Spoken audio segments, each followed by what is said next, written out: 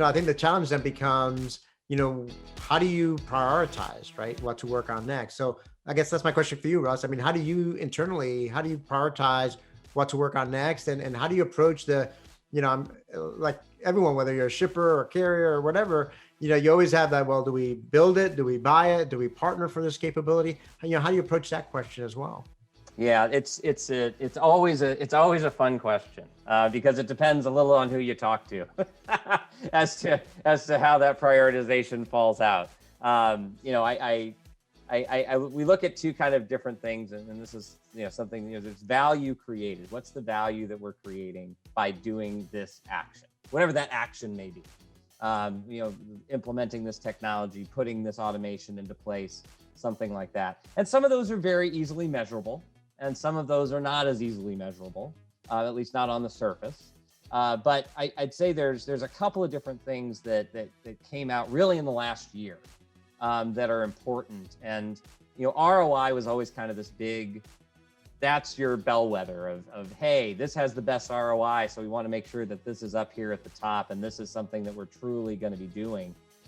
But there's been also a change in focus to the reverse of the ROI, or the inverse of the ROI, which is the investment that allows for that return, and the core foundational pieces. And that's come into more clear focus, I think.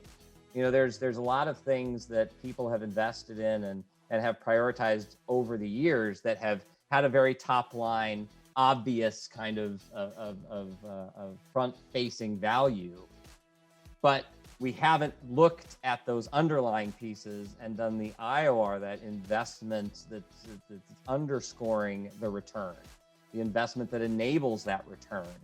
And that piece, like whether it's cloud enablement, whether that is having a very resilient and disaster prone or disaster proof type system.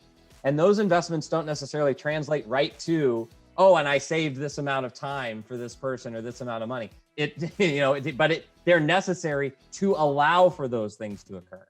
And I think what's happened is companies have started to recognize that those underlying investments are some of the things that have to be prioritized alongside of the front-facing things. You can't ignore either one.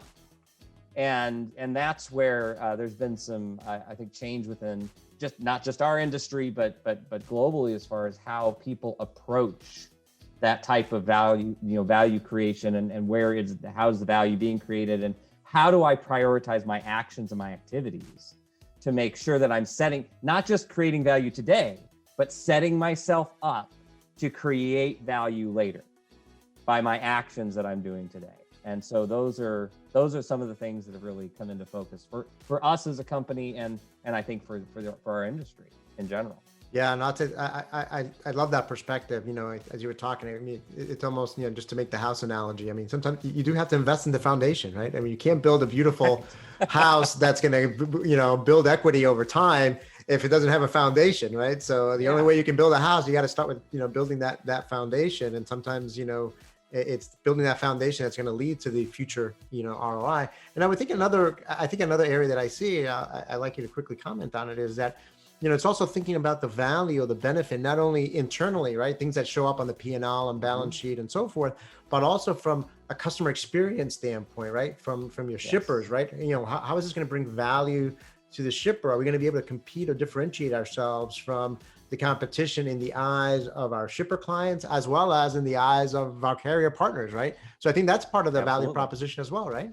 Yeah, it is, absolutely. And working within and really taking it, visibility is a good, really bellwether of that, because visibility has impacts across everything we've been talking about.